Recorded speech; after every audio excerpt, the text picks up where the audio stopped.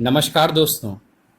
आज हम आपके लिए लाए हैं रीजनिंग की क्लास में पदानुक्रम तथा पदों का विश्लेषण यानी ranking and comparison of rank. ये टॉपिक दोस्तों हम आपके लिए आज लेकर आए हैं। दोस्तों, पढ़ाने से पहले, सवाल आपके सामने रखने से पहले मैं आपसे कुछ बात कहना चाहूँगा। अगर आप कंपटीशन की तैयारी कर रहे हैं दोस्तों, तब तो आपके लिए हमारे दिए गए कंटेंट, हमारे दिए गए क्वेश्चन, हमारे दिए गए टॉपिक्स बहुत ही वैल्यूबल हैं दोस्तों। बैंक में, रेलवे में, एसएससी में अगर आप हमारी वेबसाइट के जरिए, हमारे चैनल के जरिए तैयारी कर रहे हैं, तब तो ये आपके लिए बहुत अच्छे टॉपिक्स हैं। लेकिन अगर आप तैयारी नहीं कर रहे हैं तो इस पूरी वीडियो को देखने का दोस्तों कोई फ़ायदा नहीं होगा। अगर आप तैयारी कर रहे हैं तो जुड़े रहिए हमारे साथ, देखते रहिए, हमारे चैनल को सब्सक्राइब कीजिए, लाइक कीजिए, शेयर कीजिए। और आइए शुरू करते हैं हमारे टॉपिक और प्रश्न। पहला प्रश्न है दोस्तों हमारा कुछ इस तरीके का है। वरुण जयेश से बड़ा है, दिनेश हरेश से छोटा है, सुरेश वरुण से बड़ा है किंतु दिनेश से छोटा है, उनमें सबसे बड़ा कौन है? 4 विकल्प, 5 विकल्प यहां पर दिए हुए हैं। जयेश, हरेश, दिनेश निर्धारित नहीं किया जा सकता या इनमें से कोई नहीं। आइए इसको सॉल्व करने की कोशिश करते हैं, देखते हैं किस तरीके से सॉल्व होगा। जो साथी हमारे तैयारी कर रहे हैं लगातार कंपटीशंस की, वो जानते हैं ये सवाल जो है बैंक, रेलवे, एसएससी वगैरह में पूछे जा रहे हैं और आए दिन प्रतियोगी परीक्षाओं को ये कठिन बनाते चले जा रहे हैं। देखिए, इसे सॉल्व करने का बहुत ही आसान तरीका मैं आपको बताऊंगा। सबसे पहली बात में इन्होंने कहा है वरुण जयेश से बड़ा है, तो हम किस भी तरीके से एक पद दे देते हैं वरुण को। ये हमने वरुण रख दिया। और जयेश से बड़ा है तो हमने जयेश को यहां फिट कर दिया दोस्तों। उसके बाद कह रहे हैं दिनेश हरेश से छोटा है, यानी अगले स्टेटमेंट के हिसाब से दिनेश नीचे होना चाहिए और उससे ऊपर होना चाहिए हरेश। यहां हमने हरेश को रख दिया दोस्तों। उसके बाद कह रहे हैं सुरेश वरुण से बड़ा है किंतु दिनेश से छोटा है। दिनेश से छोटा है, ये इस स्टेटमेंट के हिसाब से सुरेश वरुण से बड़ा है। सुरेश जो है वो वरुण से बड़ा है, वरुण से बड़ा है। वरुण से बड़ा करने के लिए हमें वरुण को नीचे रखना पड़ेगा, तो सुरेश जो है वो वरुण से तो बड़ा हो गया और इस वाले स्टेटमेंट के हिसाब से दोस्तों दिनेश से छोटा हो गया। दिनेश से छोटा हो गया सुरेश। उनमें सबसे बड़ा कौन है? अब हमें इसको सेटअप करना है। अब आप यहाँ देखिए, ये वरुण दिया हुआ है, यहाँ वरुण दिया हुआ है, यहाँ हरेश हो गया, दिनेश हो गया, सुरेश हो गया, यानी ये जयेश हमारा सबसे नीचे वाले में। अगर इन दोनों स्टेटमेंट को कंपैरिजन कर रहे हैं, इस वाले को और इस वाले को, तो जयेश का स्थान वरुण से नीचे था यहाँ, तो वरुण से नीचे स्थान हो जाएगा जयेश का, यानी यहाँ जयेश को स्थान मिल जाएगा दोस्तों।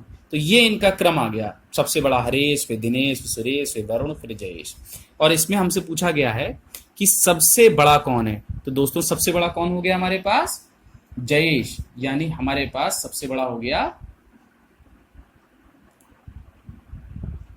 सबसे छोटा हमारे पास हो गया जयेश और सबसे बड़ा हमारे पास हो गया हरेश। सबसे बड़ा हमारे पास हो गया हरेश और सबसे छोटा हमारे पास हो गया जयेश। ये हो गया सबसे बड़ा और ये हो गया सबसे छोटा। इस तरीके से आपने सॉल्व कर लिया दोस्तों। हरेश सबसे बड़ा हो गया, यानी हरेश सबसे बड़ा होने के बाद हमने उस पर टिक कर दिया। ये हमारा इस प्रश्न का आंसर आ गया हरेश। उसके बाद इस तरीके का प्रश्न पूछा जाता है।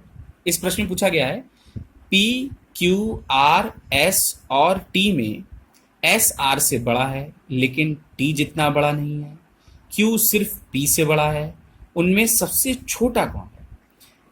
अब इस प्रश्न की बारी आई। इस प्रश्न को कैसे सॉल्व करेंगे दोस्तों, आइए देखते हैं।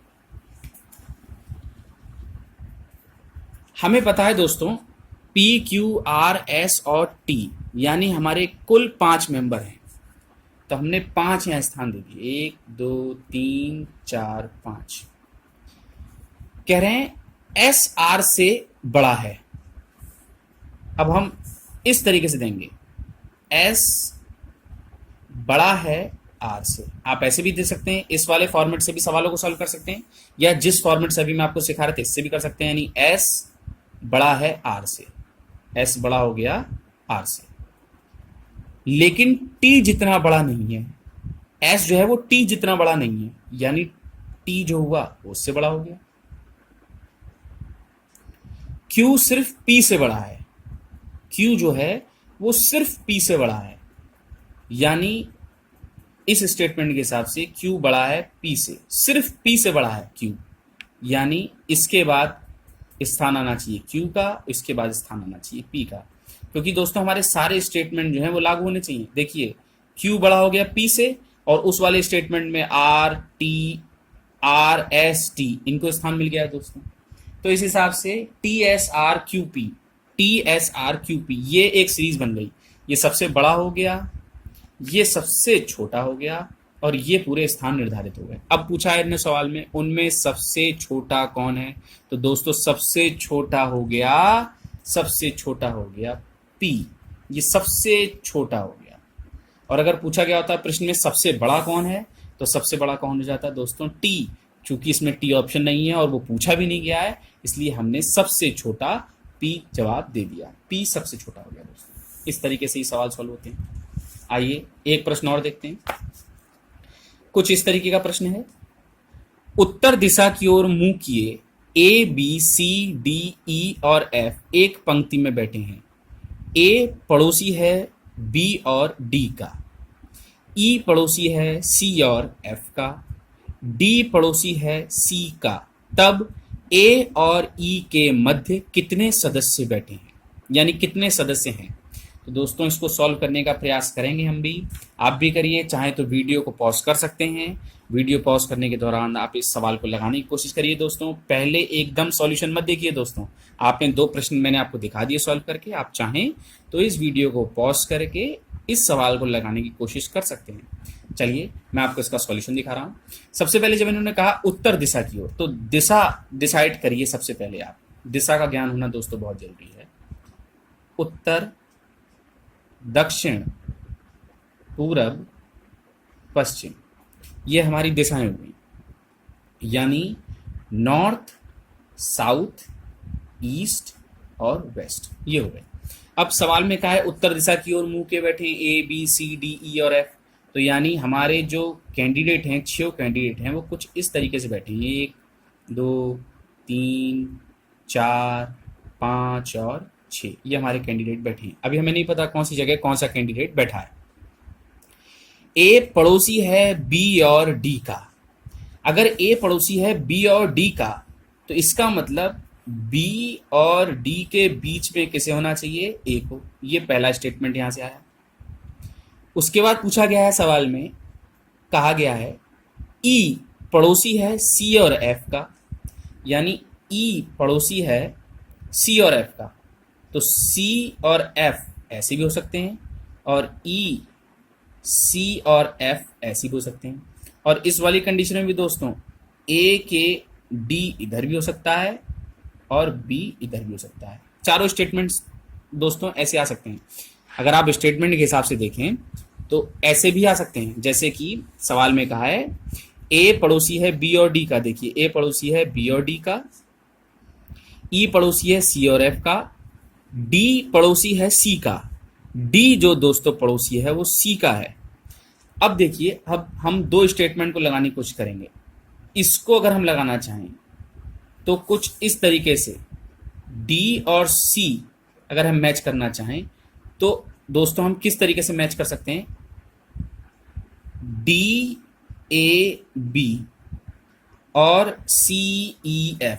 अब दोस्तों अगर हम यहाँ लगते हैं C, यहाँ रखते हैं E, तो F, तो C जो है वो D का पड़ोसी नहीं हो पा रहा है, यानी ये दोनों बातें आपस में नहीं जुड़ पा रही हैं। अब D A B, इसमें अगर हम जोड़ना चाहें तो F E C, यानी F E C, इस तरीके से हम जोड़ सकते हैं। तो एक बात तो यहाँ से निकल के आ गई, इस वाले से और इस वाले से एक बात तो यहाँ से निकल के आ गई, C पड़ोसी हो गया D का, एक तो बात यहाँ से आ गई दोस्तों। और अगर इस वाले D से और ये वाला C कंबाइन करना चाहें तो कुछ इस तरीके की सिचुएशन हमारे सामने आ जाएगी। कैसे, B A D और C E F, इस तरीके से हमारे सामने एक दूसरी समीकरण आ जाएगी। सवाल पूछा गया है A और E के मध्य कितने सदस्य हैं। A और E के मध्य, तो A और E के मध्य यहां से भी और ए और ई के मध्य, ए और ई के मध्य यहां से भी केवल दो ही सदस्य आ रहे हैं, सी और डी और सी, केवल दो ही सदस्य हैं। दोनों इक्वेशन से आप देख लें, चाहे पहले समीकरण से चाहे दूसरे समीकरण से, यानी पहले इक्वेशन से या दूसरी समीकरण से, लेकिन दो ही सदस्य हैं जो बीच में आ रहे हैं, सी और डी। और यहाँ विकल्प जो दिए हुए हैं उसमें 1, 2, 3, 4 इनमें से कोई नहीं, सब दिए हुए हैं और हमारे केवल दो ही विकल्प आ रहे हैं, तो केवल पहला विकल्प हमारा ठीक हो जाएगा, जिसमें दो ऑप्शन हमारे मिल रहे हैं। तो इस तरीके से दोस्तों आप सॉल्व कर सकते हैं। मैंने पहले भी दोस्तों आपको बताया कि अगर आप कंपटीशंस की तैयारी कर रहे हैं, लगातार कंपटीशंस की तैयारी कर रहे हैं, तब तो हमारे दिए गए टॉपिक्स आपके लिए वैल्यूबल हैं। और अगर आप कंपटीशंस की तैयारी नहीं कर रहे हैं तो ये टॉपिक्स किसी भी तरीके से वैल्यूबल नहीं है। ठीक है दोस्तों, आप हमारे चैनल पे बने रहिए और चैनल को सब्सक्राइब कर लीजिए, सब्सक्राइब नहीं किया है, बेल आइकन बटन नहीं दबाया तो उसे प्रेस कर लीजिए। और ईश्वर से कामना है, परमात्मा से कामना है कि आप अपने लक्ष्य में कामयाब हों, घर पे रहिए, सुरक्षित रहिए और सरकार के दिए गए नियमों का पालन कीजिए। जय हिंद, जय भारत।